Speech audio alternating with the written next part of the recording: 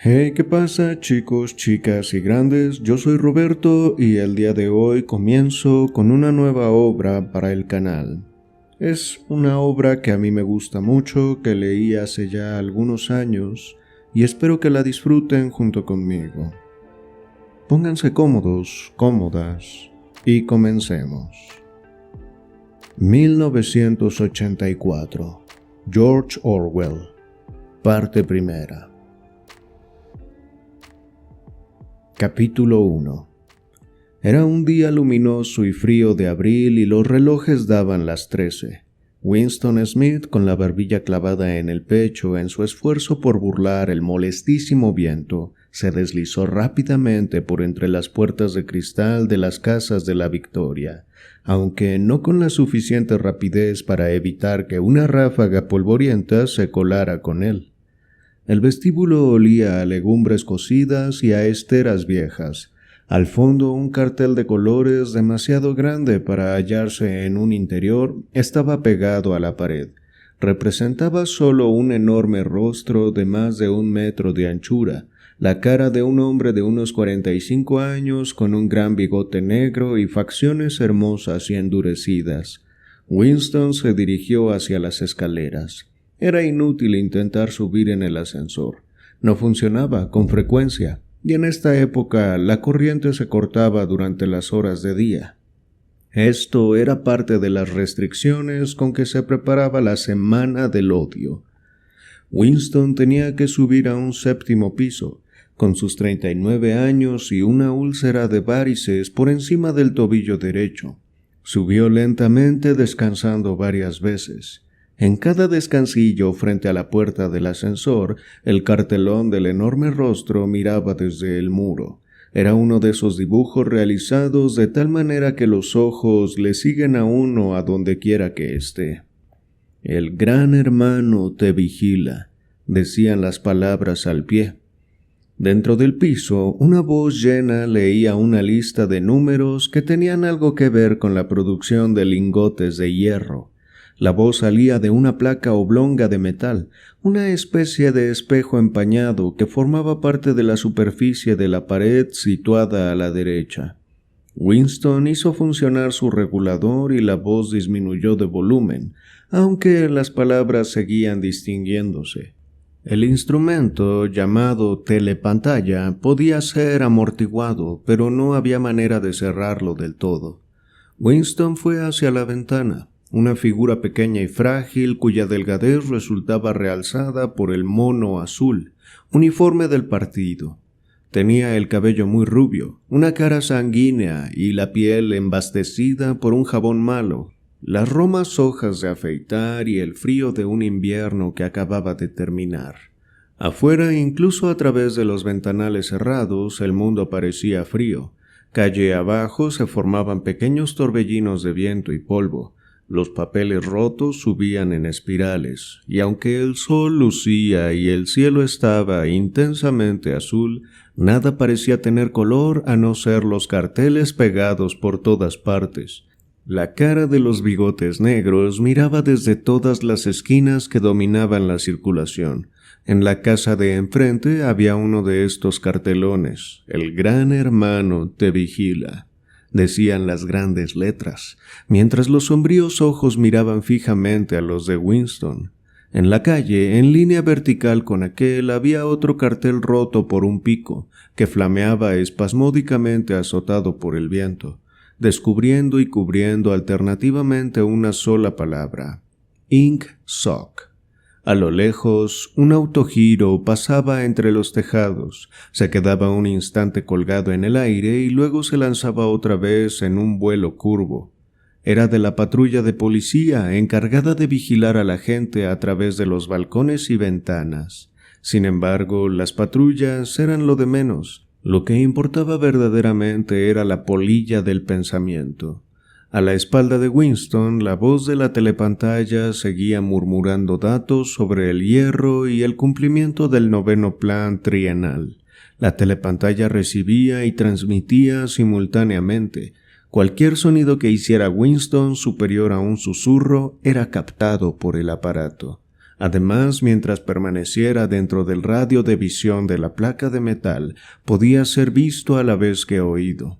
Por supuesto, no había manera de saber si le contemplaban a uno en un momento dado. Lo único posible era figurarse la frecuencia y el plan que empleaba la policía del pensamiento para controlar un hilo privado. Incluso se concebía que los vigilaran a todos a la vez, pero desde luego podían intervenir su línea de usted cada vez que se les antojara.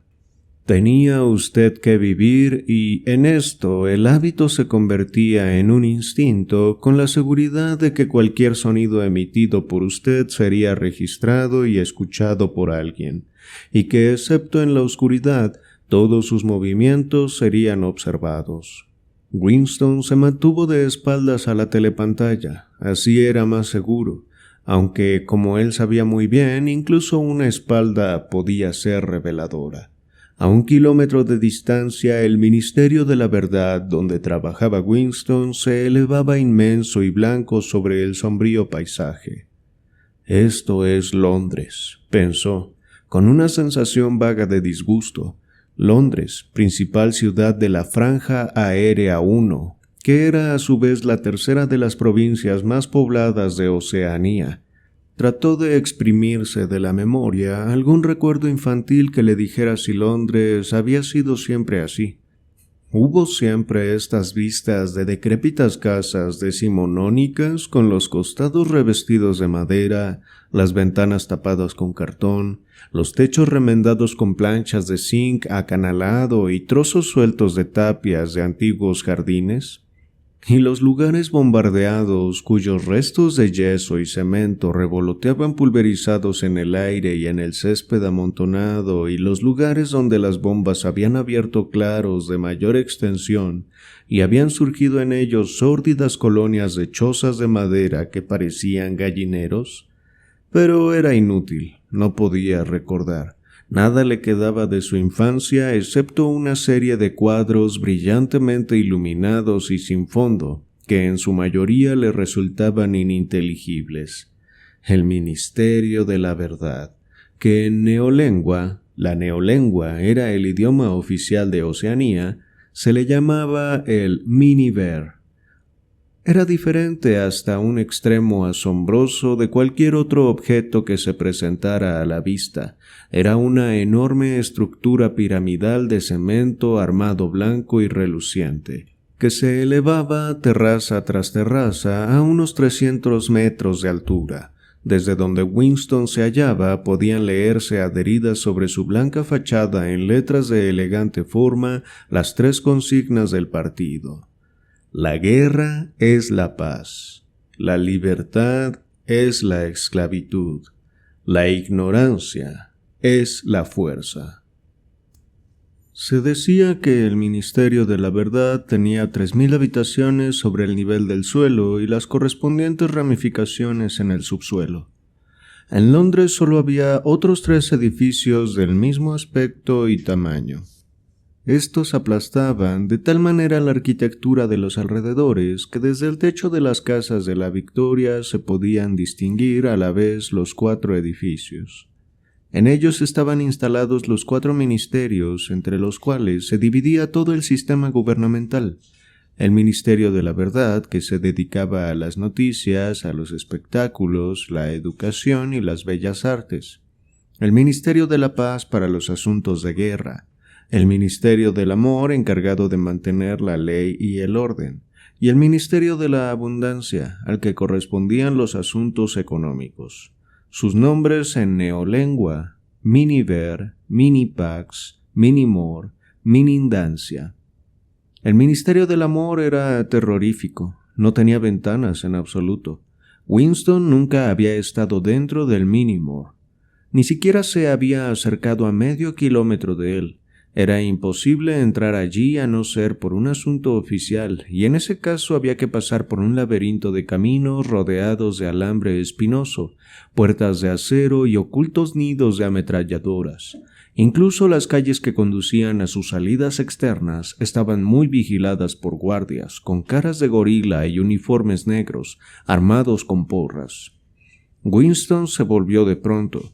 Había adquirido su rostro instantáneamente la expresión de tranquilo optimismo que era prudente llevar al enfrentarse con la telepantalla. Cruzó la habitación hacia la diminuta cocina. Por haber salido del ministerio a esta hora, tuvo que renunciar a almorzar en la cantina y enseguida comprobó que no le quedaban víveres en la cocina, a no ser un mendrugo de pan muy oscuro que debía guardar para el desayuno del día siguiente. Tomó de un estante una botella de un líquido incoloro con una sencilla etiqueta que decía «Ginebra de la Victoria». Aquello olía a medicina, algo así como el espíritu de arroz chino.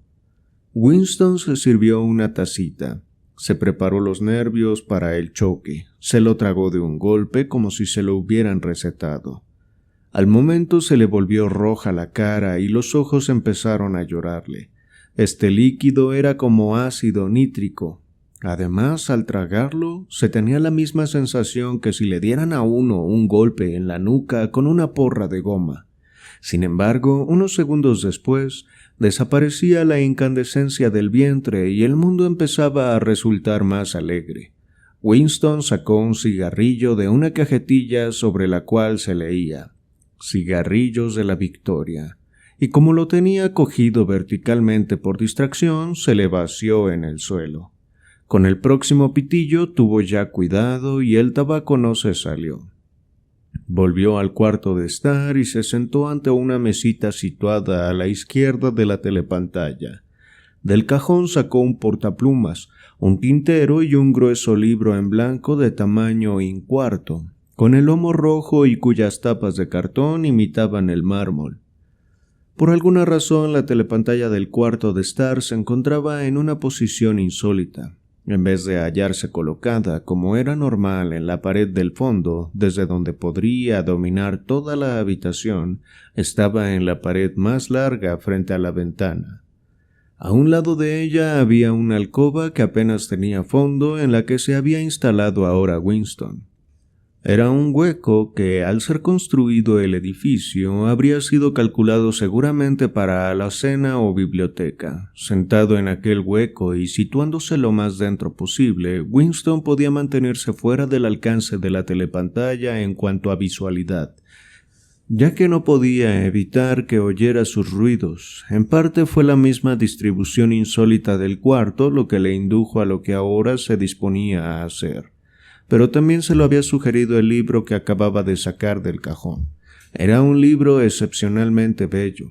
Su papel, suave y cremoso, un poco amarillento por el paso del tiempo, por lo menos hacía 40 años que no se fabricaba. Sin embargo, Winston suponía que el libro tenía muchos años más. Lo había visto en el escaparate de un establecimiento de compraventa en un barrio miserable de la ciudad. No recordaba exactamente en qué barrio había sido, y en el mismísimo instante en que lo vio, sintió un irreprimible deseo de poseerlo. Los miembros del partido no deben entrar en las tiendas corrientes. A esto se le llamaba, en tono de severa censura, traficar en el mercado libre. Pero no se acataba rigurosamente esta prohibición porque había varios objetos, como cordones para los zapatos y hojas de afeitar que era imposible adquirir de otra manera. Winston, antes de entrar en la tienda, había mirado en ambas direcciones de la calle para asegurarse de que no venía nadie, y en pocos minutos adquirió el libro por $2.50. En aquel momento no sabía exactamente por qué deseaba el libro. Sintiéndose culpable, se lo había llevado a su casa, guardado en su cartera de mano. Aunque estuviera en blanco, era comprometido guardar aquel libro. Lo que ahora se disponía Winston a hacer era abrir su diario. Esto no se consideraba ilegal. En realidad nada era ilegal, ya que no existían leyes, pero si lo detenían podía estar seguro de que lo condenarían a muerte, o por lo menos a 25 años de trabajos forzados. Winston puso un plumín en el portaplumas y lo chupó primero para quitarle la grasa. La pluma era ya un instrumento arcaico. Se usaba rarísimas veces, ni siquiera para firmar, pero él se había procurado una, furtivamente y con mucha dificultad, simplemente porque tenía la sensación de que el bello papel cremoso merecía una pluma de verdad en vez de ser rascado con un lápiz tinta. Pero lo malo era que no estaba acostumbrado a escribir a mano. Aparte de las notas muy breves, lo corriente era dictárselo todo al hable-escribe, totalmente inadecuado para las circunstancias actuales.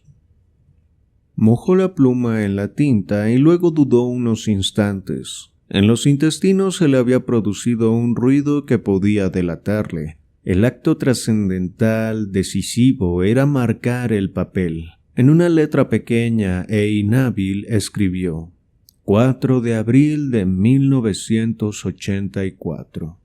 Se echó hacia atrás en la silla. Estaba absolutamente desconcertado. Lo primero que no sabía con certeza era si aquel era de verdad el año 1984.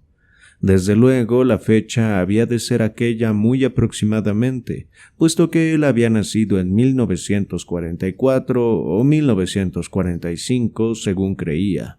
Pero cualquiera va a saber hoy en qué año vive, se decía Winston, y se le ocurrió de pronto preguntarse, ¿para quién estaba escribiendo él este diario?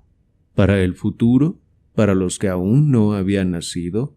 Su mente se posó durante unos momentos en la fecha que había escrito a la cabecera y luego se le presentó, sobresaltándose terriblemente, la palabra neolingüística doble pensar. Por primera vez comprendió la magnitud de lo que se proponía hacer. ¿Cómo iba a comunicar con el futuro? Esto era imposible por su misma naturaleza. Una de dos: o el futuro se parecía al presente y entonces no le haría ningún caso, o sería una cosa distinta y en tal caso lo que él dijera carecería de todo sentido para ese futuro. Durante algún tiempo permaneció contemplando estúpidamente el papel. La telepantalla transmitía ahora estridente música militar. Es curioso. Winston no solo parecía haber perdido la facultad de expresarse, sino haber olvidado de qué iba a ocuparse. Por espacio de varias semanas se había estado preparando para este momento y no se le había ocurrido pensar que para realizar esa tarea se necesitara algo más que atrevimiento. El hecho mismo de expresarse por escrito, creía él, le sería muy fácil. Solo tenía que trasladar al papel el interminable e inquieto monólogo que desde hacía muchos años venía corriéndole por la cabeza. Sin embargo, en este momento hasta el monólogo se le había secado. Además, sus varices habían empezado a escocerle insoportablemente. No se atrevía a rascarse porque siempre que lo hacía se le inflamaba aquello. Transcurrían los segundos y él solo tenía conciencia de la blancura del papel ante sus ojos, el absoluto vacío de esta blancura, el escozor de la piel sobre el tobillo, el estruendo de la música militar y una leve sensación de atontamiento producido por la ginebra.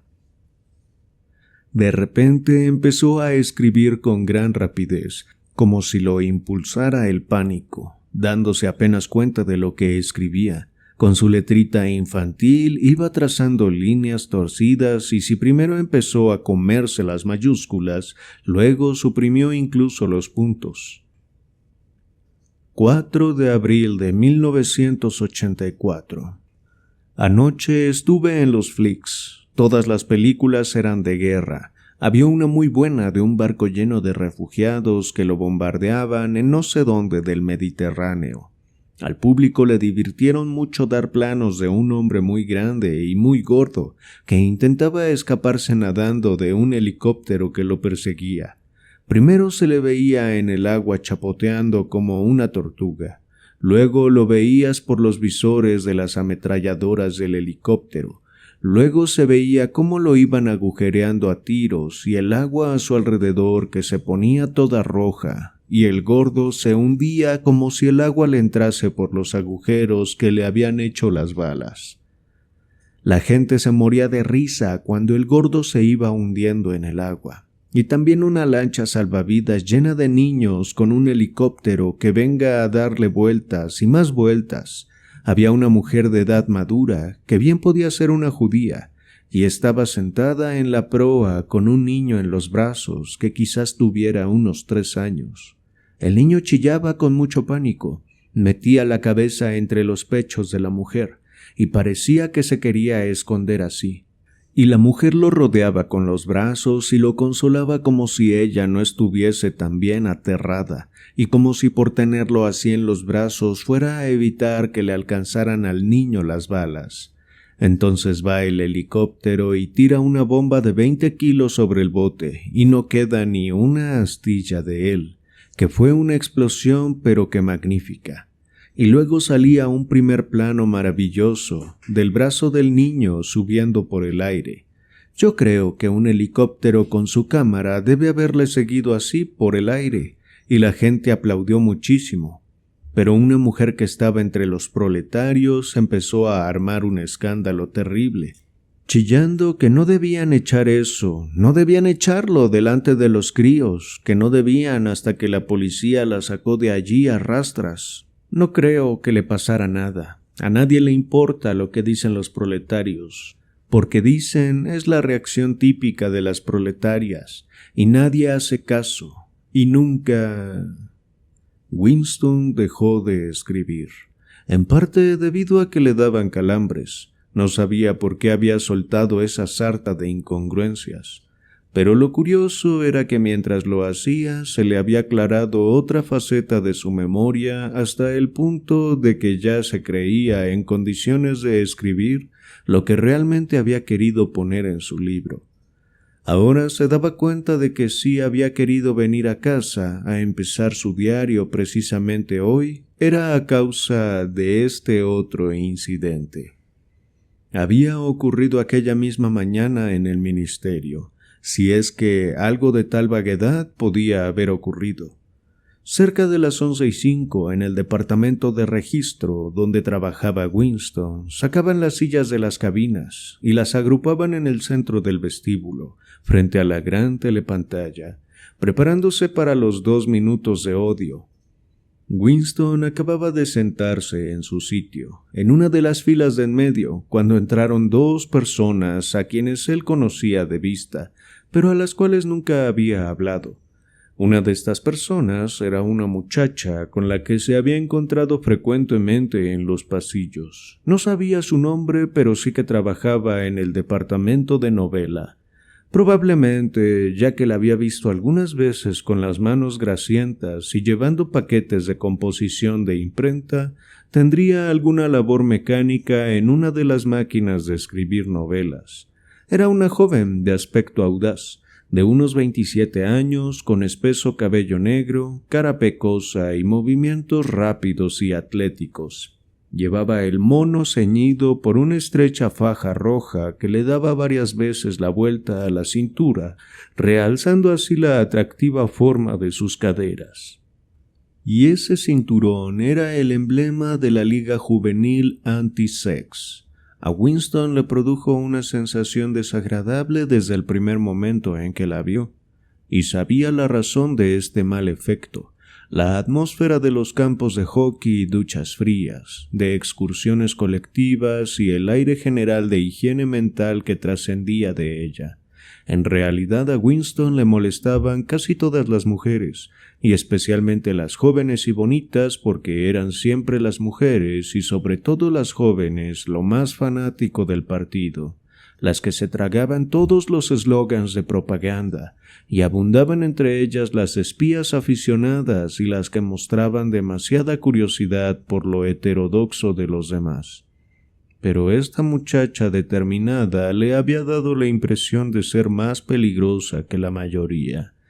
Una vez que se cruzaron en el corredor, la joven le dirigió una rápida mirada oblicua que por unos momentos dejó aterrado a Winston. Incluso se le había ocurrido que podía ser una agente de la policía del pensamiento. No era desde luego muy probable. Sin embargo, Winston siguió sintiendo una intranquilidad muy especial cada vez que la muchacha se hallaba cerca de él, una mezcla de miedo y hostilidad. La otra persona era un hombre llamado O'Brien, miembro del Partido Interior y titular de un cargo tan remoto e importante que Winston tenía una idea muy confusa de qué se trataba. Un rápido murmullo pasó por el grupo ya instalado en las sillas cuando vieron acercarse el mono negro de un miembro del Partido Interior. O'Brien era un hombre corpulento con un ancho cuello y un rostro vasto, brutal y sin embargo rebosante de buen humor. A pesar de su formidable aspecto, sus modales eran bastante agradables. Solía ajustarse las gafas con un gesto que tranquilizaba a sus interlocutores, un gesto que tenía algo de civilizado, y esto era sorprendente tratándose de algo tan leve. Ese gesto, si alguien hubiera sido capaz de pensar así todavía, podía haber recordado a un aristócrata del siglo XVIII ofreciendo rapé en su cajita.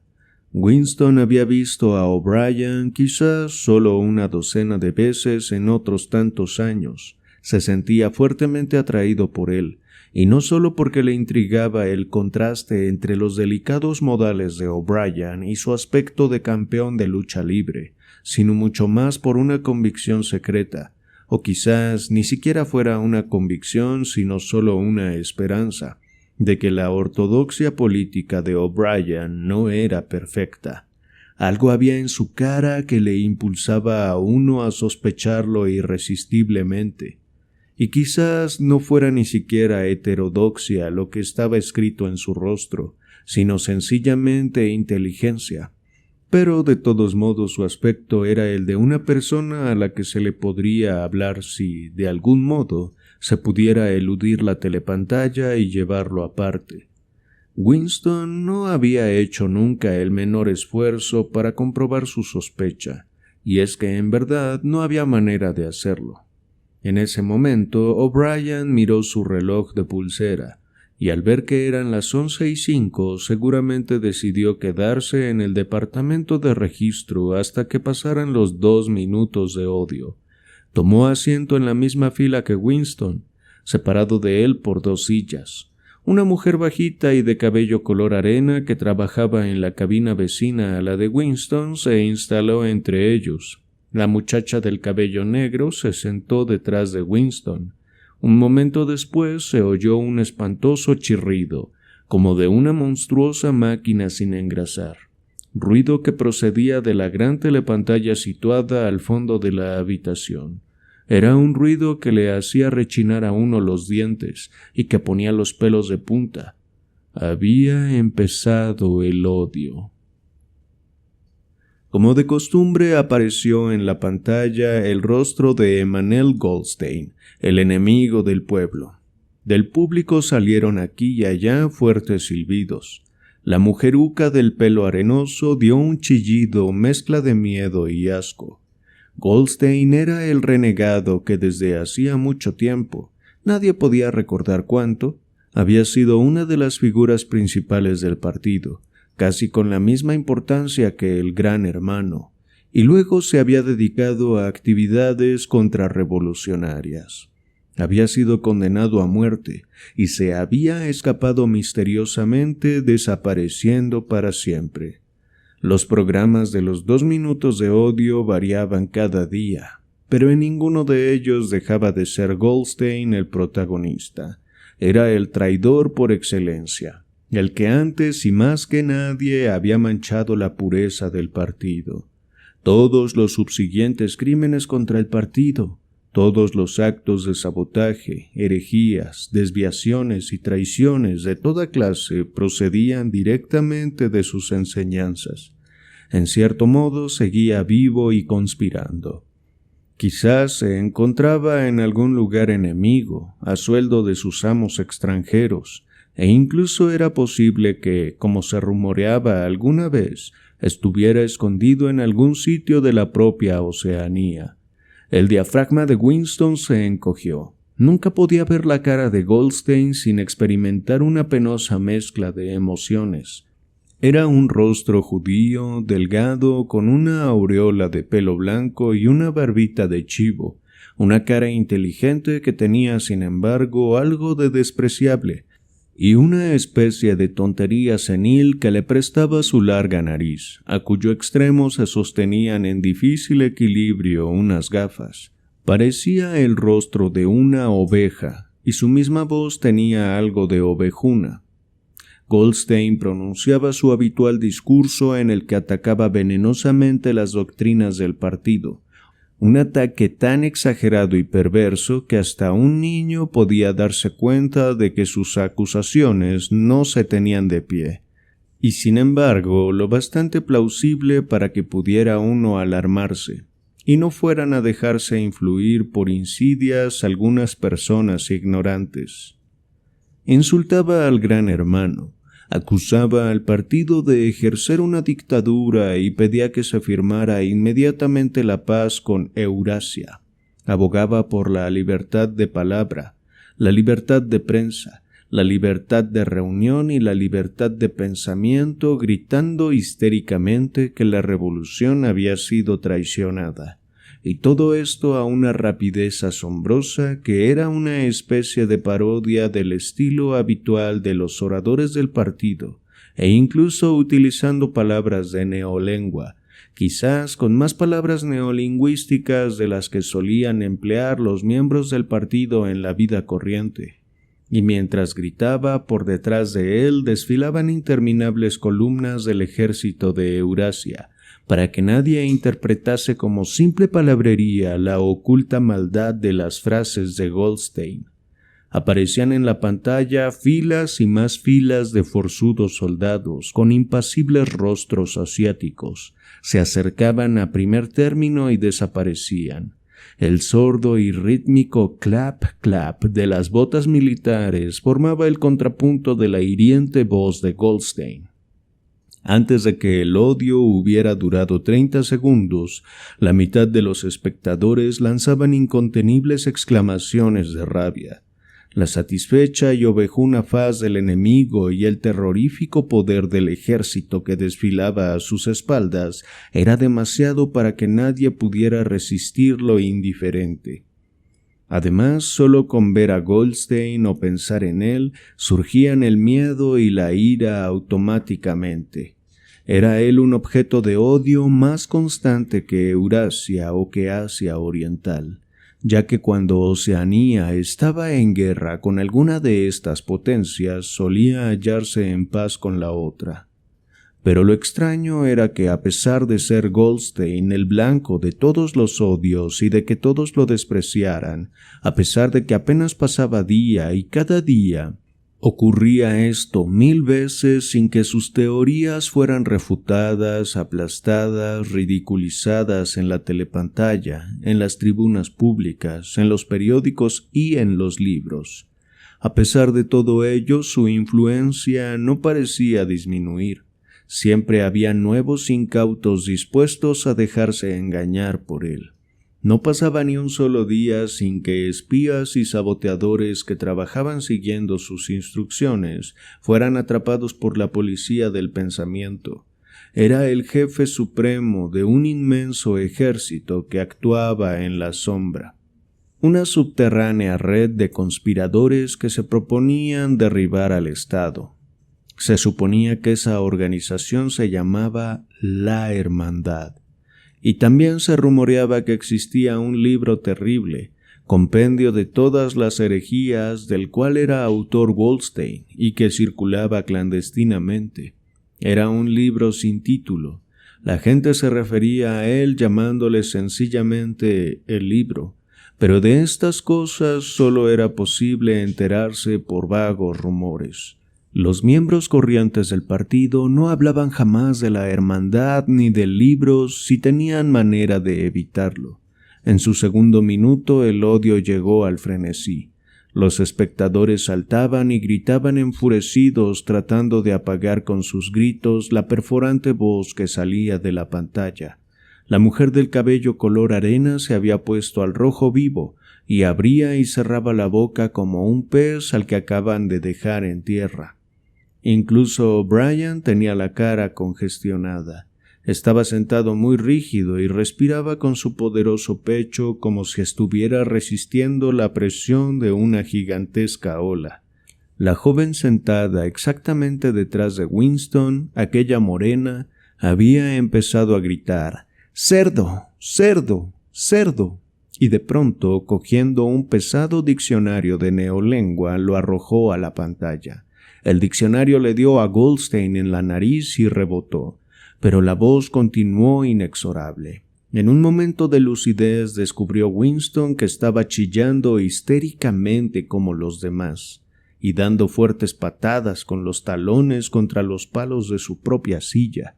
Lo horrible de los 2 minutos de odio no era el que cada uno tuviera que desempeñar allí un papel, sino al contrario, que era absolutamente imposible evitar la participación, porque era uno arrastrado irremisiblemente. A los 30 segundos no hacía falta fingir. Un éxtasis de miedo y venganza, un deseo de matar, de torturar, de aplastar rostros con un martillo, parecían recorrer a todos los presentes como una corriente eléctrica, convirtiéndole a uno, incluso contra su voluntad, en un loco gesticulador y vociferante. Y sin embargo, la rabia que se sentía era una emoción abstracta e indirecta que podía aplicarse a uno u otro objeto, como la llama de una lámpara de soldadura autógena. Así, en un momento determinado, el odio de Winston no se dirigía contra Goldstein, sino contra el propio Gran Hermano, contra el partido y contra la policía del pensamiento. Y entonces su corazón estaba de parte del solitario e insultado hereje de la pantalla, único guardián de la verdad y la cordura en un mundo de mentiras. Pero al instante siguiente se hallaba identificado por completo con la gente que le rodeaba, y le parecía verdad todo lo que decían de Goldstein. Entonces su odio contra el Gran Hermano se transformaba en adoración, y el Gran Hermano se elevaba como una invencible torre, como una valiente roca capaz de resistir los ataques de las hordas asiáticas, y Goldstein, a pesar de su aislamiento, de su desamparo y de la duda que flotaba sobre su existencia misma, aparecía como un siniestro brujo capaz de acabar con la civilización entera tan solo con el poder de su voz. Incluso era posible en ciertos momentos desviar el odio en una u otra dirección mediante un esfuerzo de voluntad. De pronto, por un esfuerzo semejante al que nos permite separar de la almohada la cabeza para huir de una pesadilla, Winston conseguía trasladar su odio a la muchacha que se encontraba detrás de él. Por su mente pasaban como ráfagas bellas y deslumbrantes alucinaciones. Le daría latigazos con una porra de goma hasta matarla. La ataría desnuda en un piquete y la atravesaría con flechas como a San Sebastián. La violaría y en el momento del clímax le cortaría la garganta. Sin embargo, se dio cuenta mejor que antes de por qué la odiaba. La odiaba porque era joven y bonita y asexuada, porque quería irse a la cama con ella, y no lo haría nunca, porque alrededor de su dulce y cimbreante cintura, que parecía pedir que la rodearan con el brazo, no había más que la odiosa banda roja, agresivo símbolo de castidad. El odio alcanzó su punto de máxima exaltación. La voz de Goldstein se había convertido en un auténtico balido ovejuno, y su rostro, que había llegado a ser el de una oveja, se transformó en la cara de un soldado de Eurasia, el cual parecía avanzar enorme y terrible sobre los espectadores, disparando atronadoramente su fusil ametralladora. Enteramente parecía salirse de la pantalla, hasta tal punto que muchos de los presentes se echaban hacia atrás en sus asientos, pero en el mismo instante, produciendo con ello un hondo suspiro de alivio en todos, la amenazadora figura se fundía para que surgiera en su lugar el rostro del Gran Hermano, con su negra cabellera y sus grandes bigotes negros, un rostro rebosante de poder y de misteriosa calma, y tan grande que llenaba casi la pantalla. No oía lo que el gran camarada estaba diciendo, Eran solo unas cuantas palabras para animarlos, esas palabras que suelen decirse a las tropas en cualquier batalla, y que no es preciso entenderlas una por una, sino que infunden confianza por el simple hecho de ser pronunciadas. Entonces desapareció a su vez la monumental cara del Gran Hermano, y en su lugar aparecieron los 3 eslogans del partido en grandes letras. La guerra es la paz. La libertad es la esclavitud, la ignorancia es la fuerza. Pero daba la impresión, por un fenómeno óptico psicológico, de que el rostro del Gran Hermano persistía en la pantalla durante algunos segundos, como si el impacto que había producido en las retinas de los espectadores fuera demasiado intenso para borrarse inmediatamente. La mujeruca del cabello color arena se lanzó hacia adelante, agarrándose a la silla de la fila anterior, y luego, con un trémulo murmullo que sonaba algo así como «Mi Salvador», extendió los brazos hacia la pantalla. Después ocultó la cara entre sus manos. Sin duda estaba rezando a su manera. Entonces todo el grupo prorrumpió en un canto rítmico lento y profundo. G-H, G-H, G-H, dejando una gran pausa entre la G y la H. Era un canto monótono y salvaje en cuyo fondo parecían oírse pisadas de pies desnudos y el batir de los tam-tam. Este canturreo duró unos 30 segundos. Era un estribillo que surgía en todas las ocasiones de gran emoción colectiva. En parte era una especie de himno a la sabiduría y majestad del Gran Hermano, pero más aún constituía aquello un procedimiento de autohipnosis, un modo deliberado de ahogar la conciencia mediante un ruido rítmico. A Winston parecían enfriársele las entrañas. En los 2 minutos de odio no podía evitar que la oleada emotiva le arrastrase, pero este infrahumano canturreo, G-H, G-H, G-H, siempre le llenaba de horror. Desde luego se unía al coro, esto era obligatorio. Controlar los verdaderos sentimientos y hacer lo mismo que hicieran los demás era una reacción natural, pero durante un par de segundos sus ojos podían haberlo delatado, y fue precisamente en esos instantes cuando ocurrió aquello que a él le había parecido significativo, si es que había ocurrido. Momentáneamente sorprendió la mirada de O'Brien. Este se había levantado, se había quitado las gafas, volviéndoselas a colocar con su delicado y característico gesto, pero durante una fracción de segundo se encontraron sus ojos con los de Winston, y éste supo, sí, lo supo, que O'Brien pensaba lo mismo que él. Un inconfundible mensaje se había cruzado entre ellos. Era como si sus 2 mentes se hubieran abierto y los pensamientos hubieran volado de la una a la otra a través de los ojos. «Estoy contigo», parecía estarle diciendo O'Brien. «Sé que estás pensando. Conozco tu asco, tu odio, tu disgusto.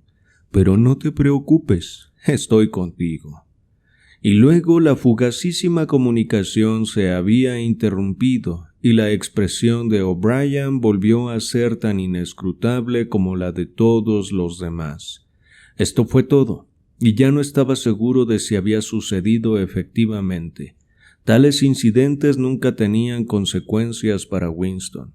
Lo único que hacían era mantener viva en él la creencia o la esperanza de que otros, además de él, eran enemigos del partido. Quizás, después de todo, resultaran ciertos los rumores de extensas conspiraciones subterráneas. Quizás existiera de verdad la hermandad. Era imposible, a pesar de los continuos arrestos y las constantes confesiones y ejecuciones, estar seguro de que la hermandad no era sencillamente un mito. Algunos días lo creía Winston, otros no. No había pruebas, solo destellos que podían significar algo o no significar nada, retazos de conversaciones oídas al pasar.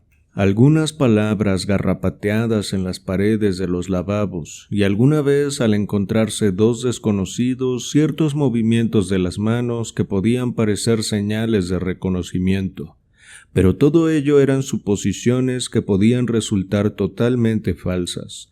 Winston había vuelto a su cubículo sin mirar otra vez a O'Brien. Apenas cruzó por su mente la idea de continuar este momentáneo contacto. Hubiera sido extremadamente peligroso, incluso si hubiera sabido él cómo entablar esa relación. Durante 1 o 2 segundos se había cruzado entre ellos una mirada equívoca, y eso era todo. Pero incluso así se trataba de un acontecimiento memorable en el aislamiento casi hermético en que uno tenía que vivir. Winston se sacudió de encima estos pensamientos y tomó una posición más erguida en su silla. Se le escapó un eructo. La ginebra estaba haciendo su efecto. Volvieron a fijarse sus ojos en la página. Descubrió entonces que durante todo el tiempo en que había estado recordando no había dejado de escribir como por una acción automática, y ya no era la inhábil escritura retorcida de antes. Su pluma se había deslizado voluptuosamente sobre el suave papel, imprimiendo en claras y grandes mayúsculas lo siguiente: abajo el gran hermano, abajo el gran hermano, abajo el gran hermano, abajo el gran hermano, abajo el gran hermano. Una vez y otra hasta llenar media página. No pudo evitar un escalofrío de pánico. Era absurdo, ya que escribir aquellas palabras no era más peligroso que el acto inicial de abrir un diario, pero por un instante estuvo tentado de romper las páginas ya escritas y abandonar su propósito. Sin embargo, no lo hizo, porque sabía que era inútil. El hecho de escribir abajo el gran hermano o no escribirlo era completamente igual. Seguir con el diario o renunciar a escribirlo venía a ser lo mismo. La policía del pensamiento lo descubriría de todas maneras. Winston seguiría habiendo cometido, aunque no hubiera llegado a posar la pluma sobre el papel, el crimen esencial que contenía en sí todos los demás. El crimen mental, como lo llamaban. El crimen tal no podía ocultarse durante mucho tiempo. En ocasiones se podía llegar a tenerlo oculto años enteros, pero antes o después lo descubrían a uno. Las detenciones ocurrían invariablemente por la noche. Se despertaba uno sobresaltado porque una mano le sacudía a uno el hombro, una linterna le enfocaba los ojos y un círculo de sombríos rostros aparecía en torno al lecho. En la mayoría de los casos no había proceso alguno ni se daba cuenta oficialmente de la detención. La gente desaparecía sencillamente y siempre durante la noche. El nombre del individuo en cuestión desaparecía de los registros. Se borraba de todas partes toda referencia a lo que hubiera hecho y su paso por la vida quedaba totalmente anulado, como si jamás hubiera existido. Para esto se empleaba la palabra vaporizado. Winston sintió una especie de histeria al pensar en estas cosas. Empezó a escribir rápidamente y con muy mala letra. Me matarán, no me importa, me matarán, me dispararán en la nuca, me da lo mismo, abajo el gran hermano, siempre le matan a uno por la nuca, no me importa, abajo el gran hermano. Se echó hacia atrás en la silla, un poco avergonzado de sí mismo, y dejó la pluma sobre la mesa. De repente se sobresaltó espantosamente. Habían llamado a la puerta. ¿Tan pronto? Siguió sentado inmóvil, como un ratón asustado, con la tonta esperanza de que quien fuese se marchara al ver que no le abrían. Pero no. La llamada se repitió. Lo peor que podía hacer Winston era tardar en abrir. Le redoblaba el corazón como un tambor, pero es muy probable que sus facciones, a fuerza de la costumbre, resultaran inexpresivas. Se levantó y se acercó pesadamente a la puerta. Bueno chicos, hasta aquí vamos a dejar la lectura del día de hoy. Este fue el capítulo 1 de la obra 1984 de George Orwell. ¿Qué les pareció? En lo personal creo que es una novela de terror, aunque en su momento fue catalogada como de ficción distópica o novela política. Creo que tiene que ver mucho, si lo pensamos un poco a detenimiento, con la manera en que estamos viviendo el día de hoy. El protagonista de esta historia es Winston. El autor nos habla un poco sobre el día a día de Winston y nos va dando un poco de contexto en referencia a cómo es el lugar donde él vive, qué tipo de reglas hay a nivel sociológico, cómo es la dinámica con sus pares, y lo que resalta de entrada es la omnipresencia de este gran hermano. Hay carteles en las calles, espectaculares, y está este dispositivo llamado telepantalla que está en todos lados, en los departamentos, en el trabajo, y pareciera que también por las calles, porque aunque no es la telepantalla, están estos helicópteros que vigilan a las personas desde las alturas. Se van delineando poco a poco las diferentes formas en que este gobierno va reprimiendo la libertad de expresión y de pensamiento. Para empezar, está esta policía del pensamiento, pero también hay represión en cuanto a lo que pueden comprar, lo que puede visitar cada persona de esta ciudad. Por ejemplo, el autor nos dice que las personas tienen prohibido entrar a ciertos establecimientos de algunos barrios bajos, pero es indispensable ya que solo ahí se pueden conseguir algunos artículos como cordones para zapatos y hojas de afeitar. En el caso de Winston, en cierta ocasión sintió estas ganas irreprimibles de comprar un cuadernillo de hojas blancas que él empieza a utilizar a manera de diario. Y alrededor de esta idea del diario nos damos cuenta que también hay otro tipo de represión, que es la del lenguaje. Se habla acá de una neolengua, que pareciera más bien condensar las palabras, como eliminando la posibilidad de hacer más rico el lenguaje, de ser mucho más extenso en cuanto a su léxico, de tener más posibilidades de expresar lo que sentimos o lo que sienten los personajes de esta obra. Y esto lo constatamos cuando Winston quiere empezar a escribir su diario. Al principio no se le ocurre nada, le es imposible pensar básicamente. Pero aún así algo lo impulsa a plasmar el monólogo de su cabeza en este diario.